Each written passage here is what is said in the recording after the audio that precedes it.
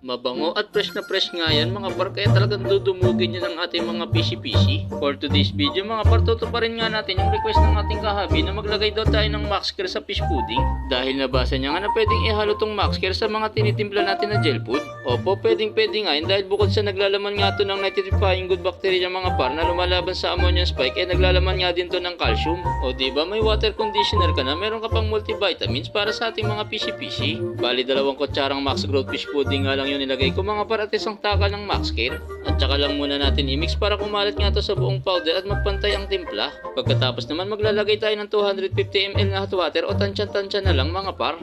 Dahil wala naman magiging problema kung mapasobra man kayo ng lagay ng mainit na tubig.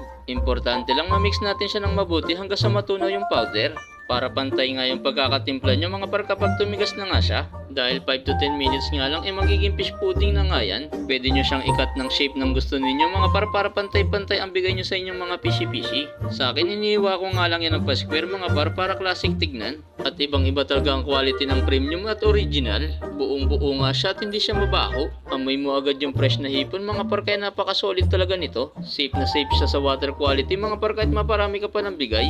Pero sa tako ng mga PC-PC ko mga par 8 minutes nga lang iubos sa kanila yan. Pwede nga to sa 2-day-old baby fry mga par Juby at hanggang sa mag-adult na sila. Mabibili nyo nga lang pala ang Max Growth products mga par dyan sa Yellow Basket o sa Orange app. I-rep nga lang natin yung sobrang timpla natin mga par at iwasan natin makontaminate para tumagal siya ng at least 2 weeks.